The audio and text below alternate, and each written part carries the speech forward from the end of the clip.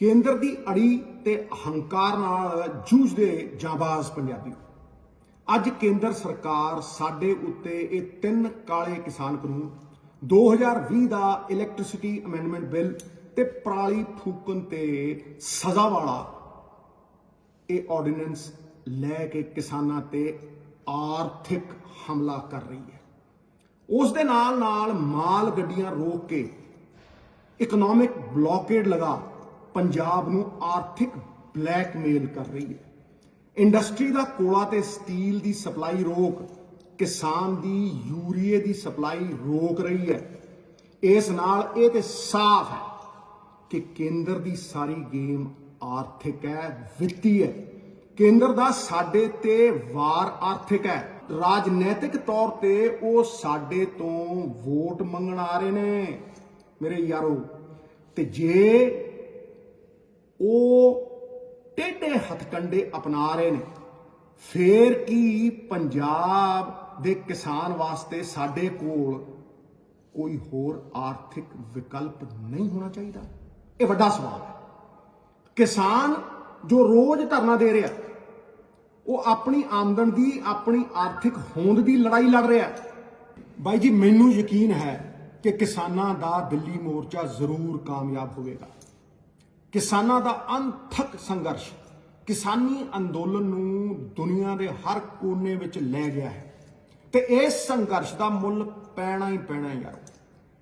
ਕਿਸਾਨਾਂ ਦੇ ਸੰਘਰਸ਼ ਦੇ ਨਾਲ ਨਾਲ ਉਸ ਨੂੰ ਹੋਰ ਮਜ਼ਬੂਤ ਕਰਨ ਵਾਸਤੇ ਪੰਜਾਬ ਦੀ ਅਸੈਂਬਲੀ ਦੇ ਪਾਸ ਕੀਤੇ ਹੋਏ ਸੋਧ ਬਿੱਲ, ਪੰਜਾਬ ਐਮਐਲਏਆਂ ਦਾ ਦਿੱਲੀ 'ਚ ਧਰਨਾ, ਪੰਜਾਬ ਦੀ ਮਿਊਜ਼ਿਕ ਇੰਡਸਟਰੀ, ਵੱਖ-ਵੱਖ ਸਿੰਗਰਾਂ ਦੀ ਸਪੋਰਟ, ਇਹ ਸਿਰਫ ਇਸ ਲੜਾਈ ਦਾ ਇੱਕ ਪਹਿਲੂ ਹੈ।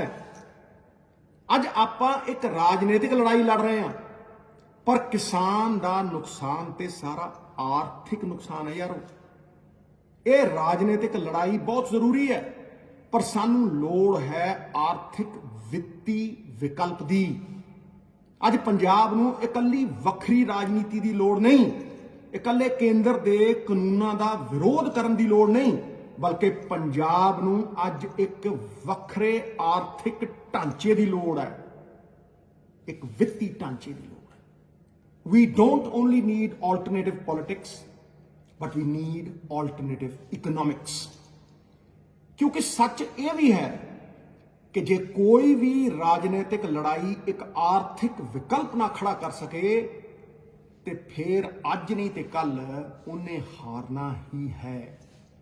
ਮੈਂ ਕਹਿੰਦਾ ਕਿ ਕਿਸਾਨ ਆਪਣੀਆਂ ਪੰਜੇ ਮੰਗਾਂ ਤੇ ਅੜੇ ਰਹਿਣ ਤੇ ਉਸ ਨੂੰ ਮਨਵਾ ਵੀ ਲੈਣ, ਪਰ ਨਾਲ ਨਾਲ ਆਪਣੇ ਆਪ ਨੂੰ ਤਕੜਿਆਂ ਤਾਂ ਕਰੋ, ਮਜ਼ਬੂਤ ਤੇ ਕਰੋ। ਜੇ ਸਾਡੀਆਂ ਮੰਗਾਂ ਅੱਜ ਮੰਨੀਆਂ ਵੀ ਗਈਆਂ, ਜੇ ਕੇਂਦਰ ਨੇ ਕਾਲੇ ਕਾਨੂੰਨ ਵਾਪਸ ਲੈ ਵੀ ਲਏ, ਕੀ ਪੰਜਾਬੀ ਦੀ ਕਿਸਾਨੀ ਦਾ ਸਾਰਾ ਮਸਲਾ ਹੱਲ ਹੋ ਜੂ ਵੀਰੋ? ਕਿ ਦਸ਼ਕਾਂ ਤੋਂ ਕਰਜ਼ੇ ਥੱਲੇ ਡੁੱਬੀ ਕਿਸਾਨੀ, ਆਤਮ ਹੱਤਿਆ ਕਰ ਰਹੇ ਕਿਸਾਨ, ਜ਼ਮੀਨ ਵੇਚ ਕੇ America, Canada, UK, Australia, Europe ਪਲਾਇਨ ਕਰਦਾ ਨੌਜਵਾਨ ਜੋ ਅੱਜ ਲੇਬਰ ਕਰਨ ਤੇ ਮਜਬੂਰ ਹੈ, ਕਿ ਇਕੱਲੇ ਕਾਲੇ ਕਾਨੂੰਨ ਵਾਪਸ ਹੋਣ ਨਾਲ ਉਸ ਦੀ ਸਾਰੀ ਮੁਸ਼ਕਿਲ ਹੱਲ ਹੋ ਜੂ? ਵੱਡਾ ਸਵਾਲ ਹੈ। ਸਾਨੂੰ ਆਤਮ ਚਿੰਤਨ ਦੀ ਲੋੜ ਹੈ, ਯਥਾਰਥ ਦੇ ਧਰਾਤਲ ਦੇ ਉੱਤੇ ਖੜਾ ਹੋ ਕੇ। ਇਹ ਪੰਜਾਬ ਜਿੱਥੇ 5000 ਸਾਲ ਤੋਂ ਖੇਤੀ ਹੋ ਰਹੀ ਹੈ, ਗੁਰੂ ਨਾਨਕ ਪਾਤਸ਼ਾਹ ਨੇ ਜਿੱਥੇ ਖੇਤੀ ਕੀਤੀ ਹੈ ਔਰ ਸਾਡੇ ਲੜ ਲਾਈ ਹੈ, ਇੱਥੇ ਕਿਸਾਨੀ ਮਰ ਨਹੀਂ ਸਕਦੀ ਜੇ ਆਪਾਂ ਇਸ ਨੂੰ ਖੁਦ ਨਾ ਮਾਰੀਏ। We are never defeated, we defeat ourselves। Punjab ਦਾ ਕਿਸਾਨ ਬਾਹਰ ਜਾ ਕੇ ਛੋਟਾ ਮੋਟਾ ਉਦਯੋਗ ਚਲਾਉਂਦਾ, ਮਿਹਨਤਾਂ ਕਰਦਾ, ਉਹਦਾ ਮੁੱਲ ਪਾਉਂਦਾ, ਫਿਰ ਉਹ ਇਸ ਪਵਿੱਤਰ ਧਰਤੀ ਜਿੱਥੇ ਉਹਦੀ ਆਤਮਾ ਵਸਦੀ ਹੈ, ਸਰੀਰ ਭਾਵੇਂ ਬਾਹਰ ਹੋਵੇ ਲੇਕਿਨ ਰੂਹ ਇੱਥੇ ਹੈ, ਉਹਨੂੰ ਛੱਡ ਕੇ ਕਿਉਂ ਜਾਂਦਾ ਹੈ? ਇਹਦਾ ਵਿਚਾਰ ਕਰੋ। ਮੈਂ ਹੱਥ ਇੰਜ ਰੱਖਣ ਦਾ ਸਖਤ ਵਿਰੋਧੀ ਤੇ ਸਿਰਫ ਕੇਂਦਰ ਤੋਂ ਮੰਗਣ ਦੇ ਵੀ ਖਿਲਾਫ ਹਾਂ। ਜੇ ਪੰਜਾਬ ਜਿਤਾਉਣਾ ਤੇ ਫਿਰ ਜਦ ਸਾਡੇ ਸਾਹਮਣੇ ਪੰਜਾਬ ਦੀ ਇਹ ਆਰਥਿਕ ਮੁਸ਼ਕਲ ਆਉਂਦੀ ਹੈ, ਸਾਨੂੰ ਅੱਖਾਂ ਦਿਖਾਉਂਦੀ ਹੈ ਤੇ ਅਸੀਂ ਬਚਦੇ ਹਾਂ। ਭੈ ਵੀ ਸਾਨੂੰ ਸਤਾਉਂਦਾ ਹੈ। ਕੋਈ ਕਹਿੰਦਾ ਹਾਲਾਤ ਖਰਾਬ ਹੋ ਗਏ ਜੀ, ਕੋਈ ਕਹਿੰਦਾ ਬਾਹਰੀ ਤਾਕਤਾਂ ਜੀ, ਪਰ ਪੰਜਾਬ ਦੀ ਹਜ਼ਾਰਾਂ ਕਰੋੜ ਦੀ ਆਮਦਨ ਦਾ ਰਾਹ ਬੰਦ ਕੀਤਾ ਜਾ ਰਿਹਾ ਹੈ। ਅੱਜ ਸਵਾਲ ਹੈ ਕਿ ਕਿਸਾਨ ਦਾ, ਮਜ਼ਦੂਰ ਦਾ, ਉਹਨਾਂ ਦੀ ਆਰਥਿਕ ਮਜਬੂਰੀ ਦਾ ਆਰਥਿਕ ਹੱਲ ਹੋਵੇ। ਪੰਜਾਬ ਦੀ ਬਾਹਰ ਜਾਣ ਵਾਲੀ ਜਵਾਨੀ ਨੂੰ ਮੌਕੇ ਮਿਲਣ, ਉਹਨੂੰ ਆਰਥਿਕ ਐਮਪਾਵਰਮੈਂਟ ਮਿਲੇ, ਸਮਰਿੱਧ ਹੋਵੇ ਉਹ ਨੌਜਵਾਨ, ਫਿਰ ਬਾਹਰ ਕਿਉਂ ਜਾਊ? ਬਾਕੀ ਸੂਬਿਆਂ ਦੇ ਮੁਕਾਬਲੇ ਪੰਜਾਬ ਦੀ ਵਿਲੱਖਣ ਤਾਕਤ, ਸਾਡਾ ਯੂਨੀਕ ਸੈਲਿੰਗ ਪੁਆਇੰਟ USP, ਜਿਸ ਨੂੰ ਆਰਥਿਕ ਕੰਪੈਰੀਟਿਵ ਐਡਵਾਂਟੇਜ ਕਿਹਾ ਜਾਂਦਾ ਹੈ, ਉਹ ਕਿਸਾਨੀ ਹੈ। ਇਸ ਵਿੱਚ ਅਸੀਂ ਮਾਹਰ ਹਾਂ, ਤਾਂ ਹੀ ਦੇਸ਼ ਦਾ ਢਿੱਡ ਭਰਿਆ। ਤੇ ਫਿਰ ਕਿਉਂ ਨਹੀਂ ਬੀਜਣ ਦਾ, ਵੇਚਣ ਦਾ, ਸਟੋਰ ਕਰਨ ਦਾ ਆਰਥਿਕ ਮਾਡਲ ਪੰਜਾਬ ਆਪਣਾ ਆਪ ਲਿਖੇ। ਕਿਸਾਨਾਂ ਦੇ ਹੱਕ ਦੀ, ਕਿਸਾਨਾਂ ਦੀ ਆਮਦਨ ਵਧਾਉਣ ਦੀ ਰਾਹ ਅਸੀਂ ਆਪ ਲਿਖੀਏ। ਕੁਝ ਦਿਨ ਪਹਿਲਾਂ ਮੈਂ ਵੱਲਾ ਮੰਡੀ ਅੰਮ੍ਰਿਤਸਰ ਵਿੱਚ ਬੈਠ ਕੇ ਵੱਧ ਰਹੀ ਅੰਨ ਦੀ ਮਹਿੰਗਾਈ ਬਾਰੇ ਕਿਸਾਨਾਂ, ਆੜ੍ਹਤੀਆਂ ਤੇ ਪੱਲੇਦਾਰ ਮਜ਼ਦੂਰਾਂ ਨਾਲ ਗੱਲ ਕੀਤੀ ਸੀ। ਇਸ ਵੱਧਦੀ ਮਹਿੰਗਾਈ ਦਾ ਫਾਇਦਾ ਕੋਲਡ ਸਟੋਰੇਜ ਵਾਲੇ ਪੂੰਜੀਪਤੀਆਂ ਨੂੰ ਜਾ ਰਿਹਾ, and the difference is as big as the grand canyon. ਐਡਾ ਵੱਡਾ ਫਾਸਲਾ ਹੈ, ਮੈਂ ਸਮਝਾਉਣਾ ਕਿਵੇਂ। ਕਿਸਾਨ ਤੋਂ ਟਮਾਟਰ 5 ਰੁਪਏ ਦਾ ਲੈ ਕੇ ਅਖੀਰ 'ਚ ਪਰਚੂਨ ਦੀ ਦੁਕਾਨ ਤੇ 60 ਰੁਪਏ ਦਾ ਵਿਕਦਾ। ਆਲੂ ਸੜਕਾਂ ਦੇ ਉੱਤੇ ਸਿੱਟੇ ਪਏ ਹੁੰਦੇ ਸੀ, ਕਿਸਾਨ ਨੇ ਚੁੱਕਦਾ ਨਹੀਂ ਸੀ ਕੋਈ। ਉਹ 5 ਰੁਪਏ ਦਾ ਆਲੂ ਅੱਜ ਮਾਰਕੀਟ ਦੇ ਵਿੱਚ 60 ਰੁਪਏ ਨੂੰ ਵਿਕਦਾ ਹੈ। ਜਿਹੜਾ ਮਟਰ 5 ਤੋਂ 10 ਰੁਪਏ ਨੂੰ ਮਿਲਦਾ ਸੀਗਾ, ਉਹ 110 ਰੁਪਏ ਪਰਸੋਂ ਵਿਕਿਆ, ਤੇ ਉਦੋਂ ਅੱਜ ਅੱਜ 85-90 ਉਹਦਾ ਰੇਟ ਹੈ। ਤੇ ਇਹ ਜਿਹੜਾ 90 ਰੁਪਏ ਦਾ ਫਰਕ ਹੈ, 50 ਰੁਪਏ ਦਾ ਫਰਕ ਹੈ, ਇਹ ਸਾਰਾ ਪੂੰਜੀਪਤੀਆਂ ਦੀ ਜੇਬ 'ਚ ਜਾ ਰਿਹਾ। ਕਿਸਾਨ ਦੀ ਮਿਹਨਤ ਉਹ ਖਾ ਰਿਹਾ। ਬਲਕਿ ਅੱਜ ਦੇਸ਼ ਵਿੱਚ ਅੰਨ ਦੀ ਮਾਰਕੀਟ ਨੂੰ ਪੂੰਜੀਪਤੀ ਰਿਮੋਟ ਕੰਟਰੋਲ ਨਾਲ ਚਲਾਉਂਦੇ ਆ। 4 ਬੰਦੇ 4 ਕਰੋੜ ਤੇ ਰਾਜ ਕਰਦੇ ਆ, ਮੋਨੋਪੋਲੀ ਬਣਾ ਕੇ। ਇਹ ਸਰਾਸਰ ਜ਼ੁਲਮ ਹੈ। ਭਾਵੇਂ ਉਹ ਫਰੂਟ ਹੋਣ ਜਾਂ ਸਬਜ਼ੀ, ਵੱਡੇ ਵੱਡੇ ਸੀਲੋ ਵਾਲੇ 1% ਪੂੰਜੀਪਤੀ ਅੰਨ ਦੇ ਰੇਟ ਨੂੰ ਕੰਟਰੋਲ ਕਰਦੇ ਆ। ਨਾ ਹੀ ਕਿਸਾਨ ਤੇ ਨਾ ਹੀ ਛੋਟਾ ਵਪਾਰੀ ਇਹਨੂੰ ਨਿਰਧਾਰਿਤ ਕਰਦਾ।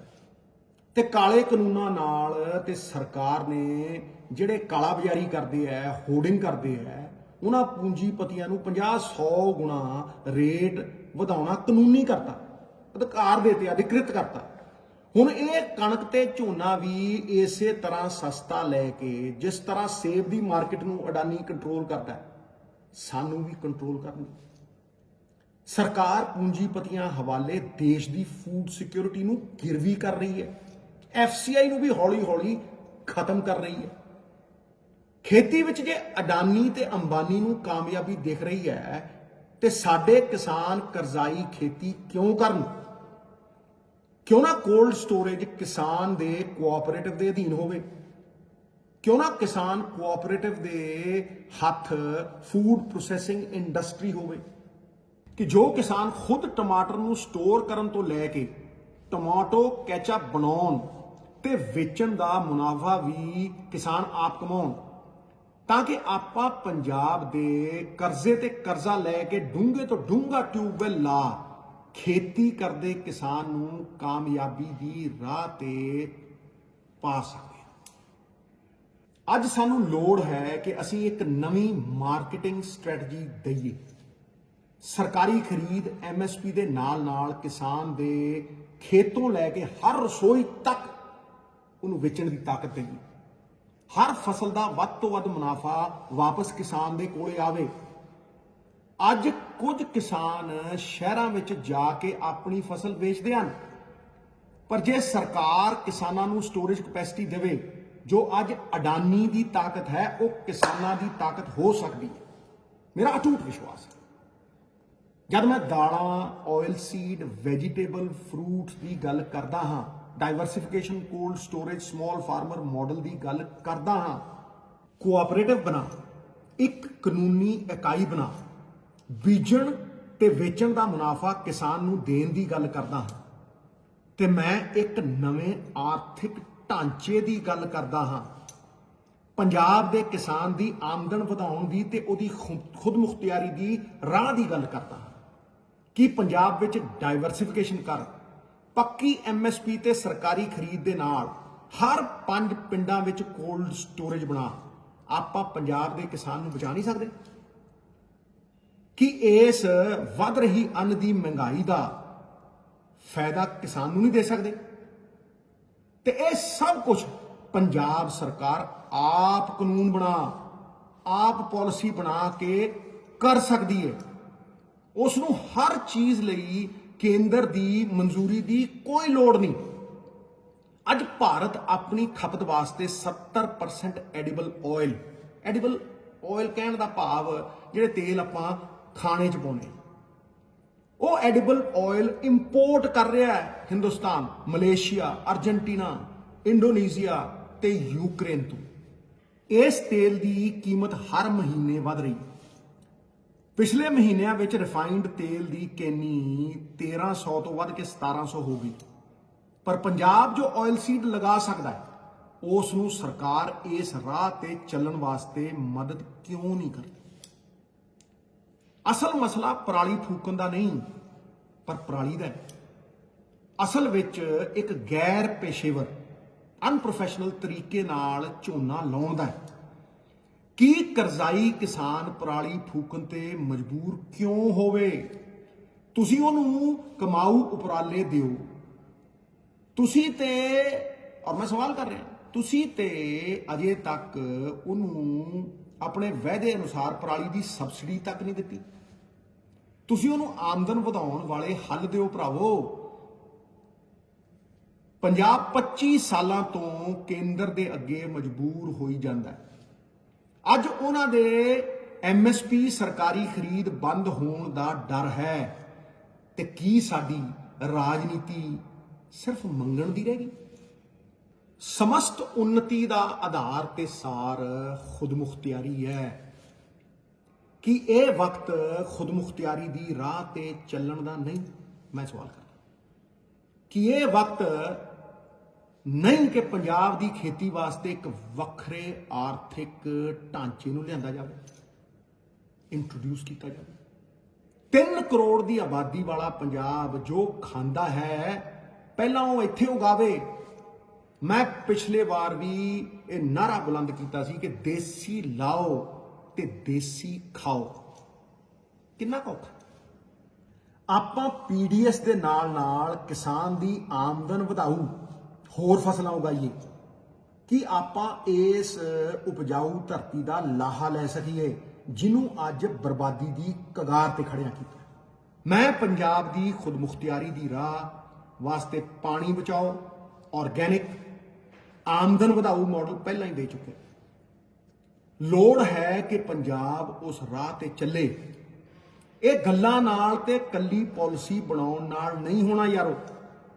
ਇਸ ਰਾਹ ਤੇ ਸਾਨੂੰ ਸਭ ਨੂੰ ਇਕੱਠਿਆਂ ਹੋ ਕੇ ਤੁਰਨਾ ਪੈਣਾ ਹੈ ਤੇ ਮੈਨੂੰ ਪੂਰਾ ਯਕੀਨ ਹੈ ਕਿ ਮੈਂ ਹੋਵਾਂ ਜਾਂ ਨਾ ਹੋਵਾਂ, ਪੰਜਾਬ ਦੇ ਲੋਕ ਇਹਨਾਂ ਹੱਲਾਂ ਨੂੰ ਤਾਕਤ ਵਿੱਚ ਲੈ ਕੇ ਆਉਣਗੇ, ਇੰਪਲੀਮੈਂਟ ਕਰਨਗੇ। ਸਹੀ ਕੀ ਹੈ ਸਾਰੇ ਜਾਣਦੇ ਆ, ਅਮਲੀ ਜਾਮਾ ਪਾਣਾ। ਬੋਲੇ ਸੋ ਨਿਹਾਲ, ਸਤਿ ਸ੍ਰੀ ਅਕਾਲ।